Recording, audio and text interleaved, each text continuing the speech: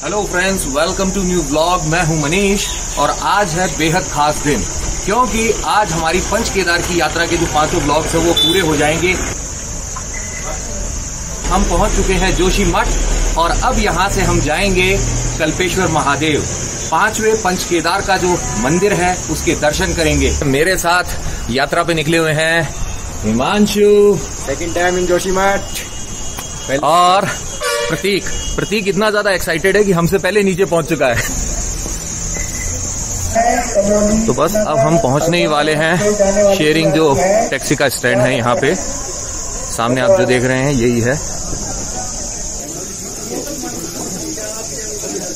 करीब आधा घंटे तक हमें डिपार्चर के लिए वेट करना पड़ा, क्योंकि ये एक शेयर्ड जीप है और यह तब ही जोशीमठ से रवाना होती है जब इसमें पूरे 10 यात्री बैठ जाते हैं। लेकिन अगर आप वेट नहीं करना चाहते हैं और ना ही किसी और के साथ सीट शेयर करना चाहते हैं, आप पूरी की पूरी जीप ही हायर कर सकते हैं। लेकिन इस विशेष सुविधा के लिए आपको अपनी जेब थोड़ी सी एक्स्ट्रा ढीली करनी पड़ेगी, यानी कि आपको थोड़ा ज्यादा पेमेंट करना होगा।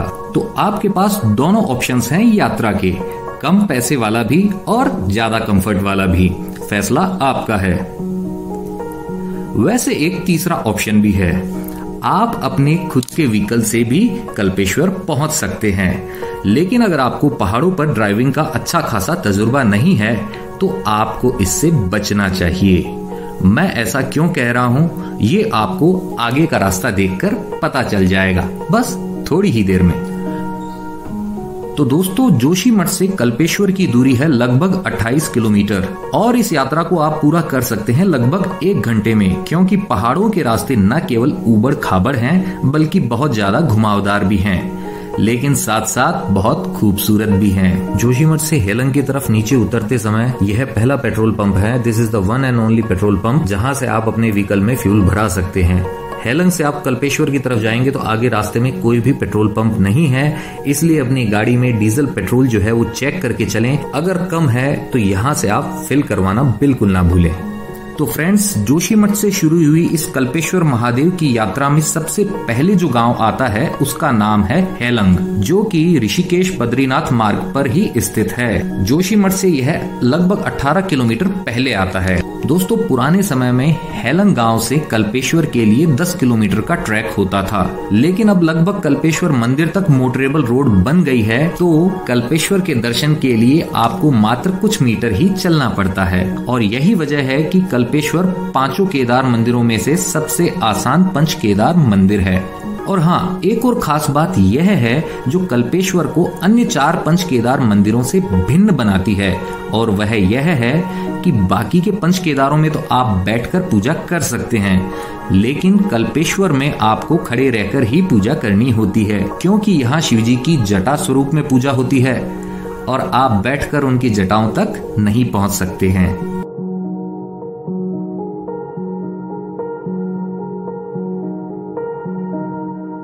हेलंग के बाद में जो रास्ते में गांव आता है उसका नाम है लियारी। लीजिए, अब सामने दिख रहा है खूबसूरत उर्गम वैली में स्थित उर्गम ग्राम, जहां है प्रसिद्ध सप्त बद्री मंदिरों में से एक ध्यान बद्री मंदिर। लेकिन इस व्लॉग में आप वो नहीं देख पाएंगे, क्योंकि इसके लिए मैं यहाँ पे दोबारा आऊंगा। तो लीजिए, फाइनली हम पहुंच गए हैं देवग्राम। यहाँ देंगे गाड़ी से यात्रा को विराम और करेंगे आगे का लगभग 1.5 किलोमीटर का सफर 11 नंबर की गाड़ी पर, यानी कि पैदल। और हमारी मंजिल है कल्पेश्वर। तो मंदिर की तरफ जाते जाते रास्ते में मैं आपको बताना चाहूंगा कि जो पंच केदार के जो 5 मंदिर है पांडवों द्वारा स्थापित किए हुए, ये किस हिसाब से है, इसके पीछे की कथा क्या है। तो हुआ यूं था कि महाभारत के युद्ध के बाद में जब पांडवों को पश्चाताप हुआ कि हमने हमारे ही परिजनों को मारा युद्ध के अंदर, तो इस ग्लानि के अंदर वो लोग निकल पड़े राजपाट का त्याग करके और भगवान शिव को ढूंढने के लिए। भगवान शिव को जब ये पता लगा कि पांडव आ रहे हैं उन्हीं के पास, तो उनसे बचने के लिए उन्होंने एक बैल का रूप बनाया और पांडवों में से जो भीम है वही उनको पहचान गए कि ये भगवान शंकर ही हैं।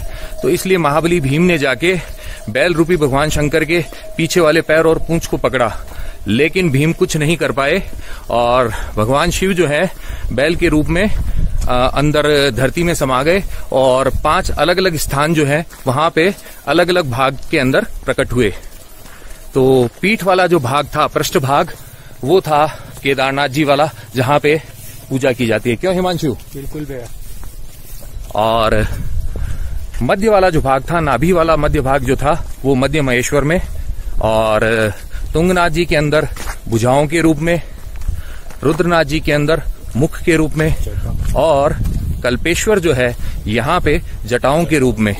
तो इस तरह ये 5 जो मंदिर है, ये पंच केदार के मंदिर हैं और आप सभी को एक साथ नहीं कर सकते हैं, तो एक एक करके इन 5 मंदिरों के दर्शन करने चाहिए।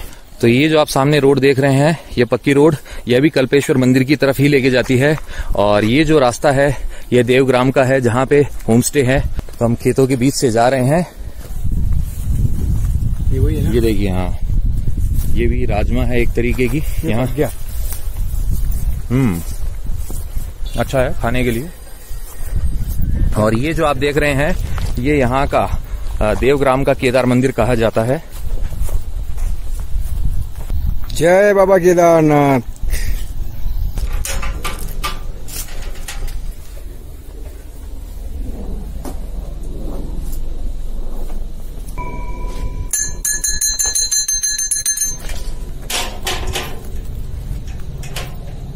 वहां पीछे की तरफ है जोशीमठ।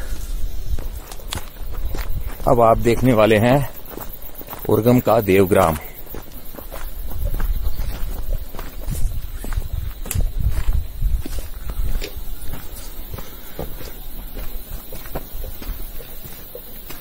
काफी पुराने हैं ये घर, फूलों से भरी हुई है उर्गम घाटी। और ये देखिए पत्ता गोभी की खेती यहाँ लगी है, मूली जो नहीं है मामूली। और यहाँ है लाल लाल मिर्ची, भांग का पौधा जिससे हमारा कोई नाता नहीं है।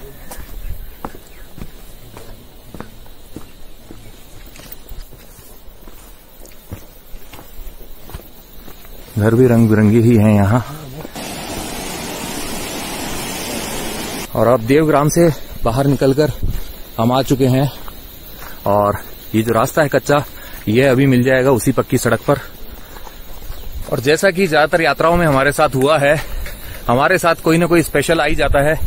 तो ये देखिए आप यहाँ पे आ गए हैं, ये देवग्राम के राधे भैया। राधे भैया। और राधे भैया बोलने का रीजन क्या है, आप इनकी हेयर स्टाइल देखिए। ये देखिए तेरे नाम वाली हेयर स्टाइल है। तो जैसा कि मैंने कहा था, ये कच्चा रास्ता पक्की रोड पे मिल गया है। ये देखिए, यह रोड भी यहीं आगे हमें लेके जाती, लेकिन अगर इस रोड से आते तो आपको देवग्राम नहीं दिखा पाते। यूं तो गाड़ी आगे तक जाती है, लेकिन थोड़ी बहुत दूरी तो आपको चलनी ही चाहिए। तो इसीलिए हम वहां उर्गम से ही पैदल आ रहे हैं। उर्गम ग्राम जो है, वहां तक हम 3 थे, अब हम 4 हो चुके हैं वापस। राधे भैया भी बराबर बराबर आ रहे। राधे राधे रुक। ये राधे भैया किसी की नहीं सुनते हैं, ये अपनी मर्जी से चलते और हमसे आगे जा रहे हैं। एक झरने की धारा वहां पर है और एक आप यहाँ देखिए, ये रही झरने की धारा। एक और खास बात मैं आपको बताना चाहूंगा कि जो कल्पेश्वर महादेव का जो ये मंदिर है, यहाँ से रुद्रनाथ जी के लिए भी एक रास्ता जाता है, लेकिन वो पक्का रास्ता नहीं है। यहाँ पहाड़ों पर बहुत सारे गांवों के बीच से वो गुजरता हुआ रास्ता जाता है। और यहीं के लोकल जो थे, उन्होंने बताया कि उस ट्रैक से जाने में करीबन 3 दिन लग जाते हैं। तो हमारे जैसों को तो हो सकता है 4 दिन ही लगे, और मेरे जैसे को 5-6 दिन लगेंगे। मेरे को 2 दिन लगेंगे। और यहाँ से आप देखिए कल कल बहती कल्प गंगा, जो झरनों का जल जो ऊपर से गिरता है, यही मिलकर निर्माण करता है कल्प गंगा का। यह बोर्ड भी इस बात की गवाही दे रहा है कि कल्पेश्वर महादेव का जो मंदिर है वह 300 मीटर आगे है। और सामने वो जो ग्रीन पुल दिख रहा है आपको, उसे पार करते ही वहां पे है कल्पेश्वर महादेव का मंदिर। यहाँ पे कल्पेश्वर महादेव के बारे में थोड़ी जानकारी भी दी हुई है। पौराणिक कथाओं के अनुसार भगवान भोलेनाथ ने यहाँ पर स्थित कुंड से समुद्र मंथन के लिए जल पात्र में जल दिया, जिससे 14 रत्न की उत्पत्ति हुई। मंदिर में हर वर्ष शिवरात्रि को संतान प्राप्ति मेला होता है। मंदिर के नीचे कल्प गंगा बहती है, जो कि आपने थोड़ी देर पहले अभी देखी थी, जिसे हिरणावती भी कहा जाता है। मंदिर के पुजारी पूरे समय से नेगी परिवार से हैं, जिन्हें स्थानीय भाषा में भल्ला भी कहा जाता है। और ये झरने की धारा, बहुत सारे लोग नीचे गए हुए हैं स्नान करने के लिए। तो जो लोग भी यहाँ बद्रीनाथ जी के दर्शन करने के लिए आते हैं, जोशीमठ आते हैं, प्लीज प्लीज प्लीज अगर आप यहाँ पे नहीं आए हैं तो कल्पेश्वर महादेव के दर्शन जरूर कीजिए। ये रहा कल्पेश्वर महादेव मंदिर और ये कल्पगंगा।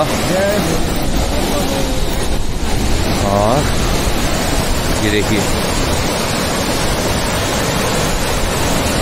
और ये झरना भी कल्पगंगा में ही मिल रहा है। तो कैसा लग रहा है हिमांशु झरना? रेनबो भी बन रहा है, रेनबो दिखाई दे रहा है ना।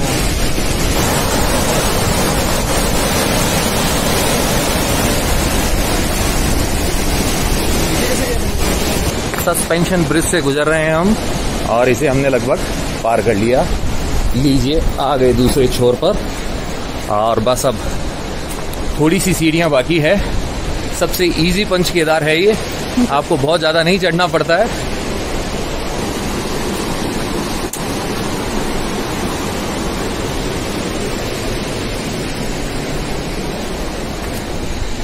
जय भोले, जय भोले। लीजिए, आ गया प्रवेश द्वार मंदिर का।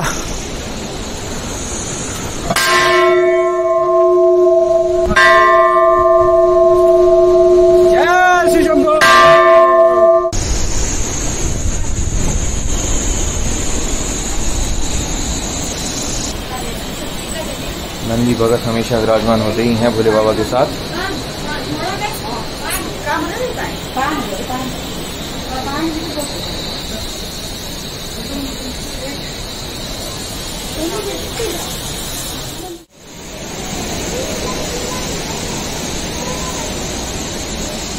बजरंगबली के भी दर्शन करने जरूरी हैं।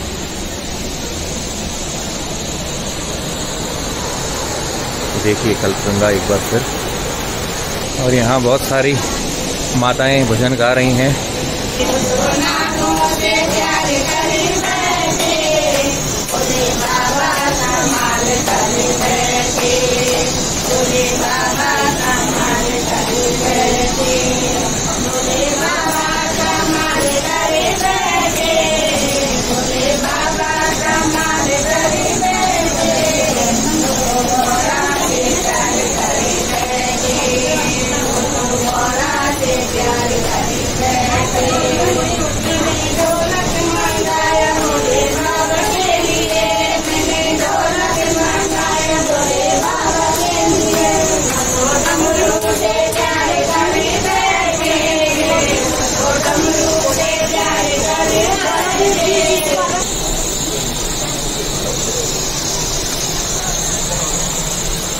दोस्तों, कल्पेश्वर मंदिर का ये जो स्थान आप देख रहे हैं, इसे कहा जाता है अमृत कुंड। यहाँ पे बूंद बूंद करके नीचे से पानी टपकता है और इकट्ठा होता है, और इसी जल से कल्पेश्वर बाबा की जो जटा स्वरूप में पूजा होती है, उनका जलाभिषेक किया जाता है। तो हम भी यही करने वाले हैं। भजनों का आनंद लिया जाए।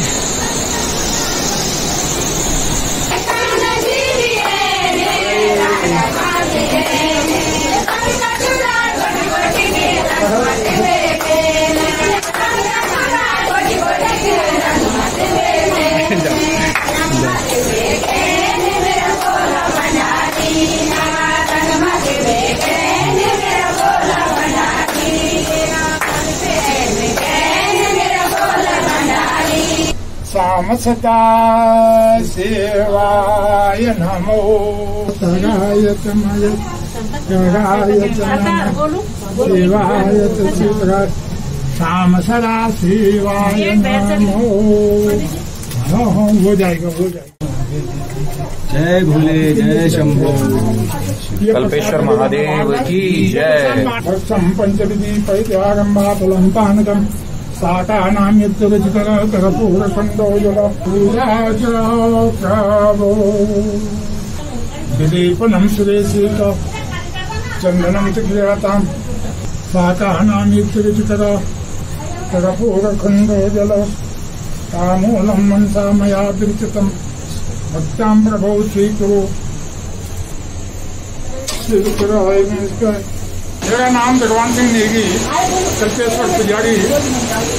और यहाँ पर जो है कल्पेश्वर की महिमा इस प्रकार से है कि भगवान जो है शंकर का यहाँ पर जटा, भगवान शंकर की जटा है यहाँ पर, और जटा की ही पूजा होती है। ये मंदिर जो है 12 महीना खुला रहता है, हर दिन यहाँ पर जो है पूजा होती है। यहाँ पर से जो है जटा से जो है जल निकलता है, जो पीछे जो है कुआं है, और कुआं में जो है जल एकत्रित होता है, और उसके से उसी जल से जो है भगवान का अभिषेक होता है। दुर्वासा ऋषि ने तप किया है, और इसी के नाम से जो है ये उर्गम घाटी कर दिया। ये बाढ़ गाँव दुर्वा ऋषि ऋषि ने तप किया था उन्होंने, इसीलिए जो है इसका नाम जो है उर्गम पड़ा है, उर्गम घाटी। और अगस्त महीने से भी कुछ रिश्ता है यहाँ का? हाँ, अगस्त महीने से रिश्ता है। अब जाने से पहले पंच केदार यात्रा के 5 ब्लॉक्स पूरे हो चुके हैं, तो भोले बाबा का एक जयकारा तो बनता है, तो हो जाए। हर हर महादेव, जय शिव शंकर, बम बम भोले।